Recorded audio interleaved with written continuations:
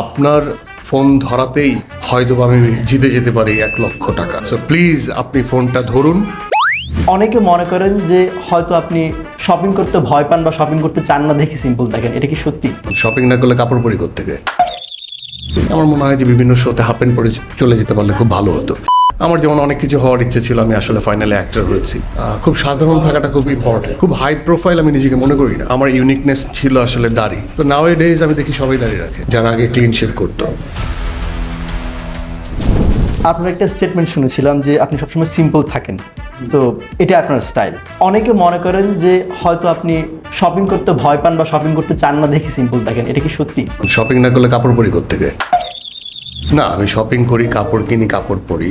আর simplicity এক একজনের এটা হয় না যে কেউ চুল বড় রাখতে পছন্দ করে, কেউ দাড়ি রাখতে পছন্দ করে। আমি যখন অ্যাজ এ মডেল কাজ করি তখন আমার ইউনিকনেস ছিল আসলে দাড়ি। তো নাও এ ডেজ আমি দেখি সবাই দাড়ি রাখে, যারা আগে ক্লিন শেভ করতো। সো এটা একটা কমিটমেন্ট নিজের প্রতি নিজের। যেমন আসাদুজ্জামান নূর, কারণ কেউ যদি প্রশ্ন করে যে নূর ভাই আসলে সেলুনে যান না, এই জন্যই দাড়ি কাটেন না, এটার সাথে আসলে আমার এটাও মিলে। আর উনি শপিং করতে যান না, এই জন্য উনি সিম্পল থাকেন।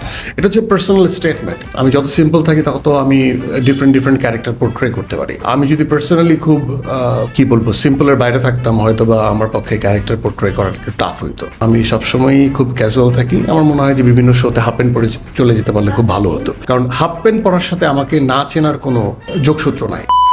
আচ্ছা ভাই, আপনি তো লো প্রোফাইল থাকেন, এই লো প্রোফাইল থাকার সিক্রেটটা কি? আমাদের সিক্রেট নাই, জাস্ট এটা ওন করতে হয়। লো প্রোফাইল থাকার জন্য কেউ ঘটা করে লো প্রোফাইল থাকতে পারবে না। এটাও আমার কাছে মনে হয় যে এত মাতামাতির কিছু নাই। ছোট্ট একটা জীবনে আমরা আসছি, আমাদের পারপাস সেটা আমরা নিজেরা কখনোই ছোটবেলায় সেট করতে পারি নাই। আমার যেমন অনেক কিছু হওয়ার ইচ্ছে ছিল, আমি আসলে ফাইনালি অ্যাক্টর হয়েছি।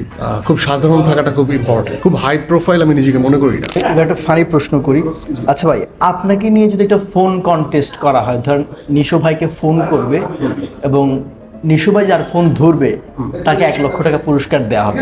এখন এমন এই ইন্ডাস্ট্রিতে এমন কে আছে যার ফোন আপনি ধরবেন বা এই পুরস্কার জিততে পারে বলে আপনি মনে করেন? এটা খুব টাফ কোশ্চেন, কারণ আমি আসলে যখন আমার ইচ্ছা হয় তখনই ফোনটা ধরি। আর সবচেয়ে বড় কথা হচ্ছে যে আমি যদি কখনো কোনো কাজে থাকি, এটা হচ্ছে যে কাজ মানে হচ্ছে শুধুমাত্র যে আমার অভিনয় তা না। যদি আমি গেম খেলি, যদি আমি আমার গাড়ির ওয়ার্কশপে থাকি, মানে যে কোনো কাজের মধ্যে যখন থাকি, ফ্রি টাইম ছাড়া আমি আসলে খুব একটা ফোন রিসিভ করি না। সো এই জন্য আমাকে পেতে হলে আমাকে প্রথমে টেক্সট পাঠাতে হবে যে আপনার ফোন ধরাতেই হয়তো আমি জিতে যেতে পারি 1,00,000 টাকা। সো প্লিজ আপনি ফোনটা ধরুন, ব্যস্ততার পরে ধরুন অথবা আগে ধরুন, যখনই ধরুন, আপনি ধরলেই আমি জিতে নিব 1,00,000 টাকা।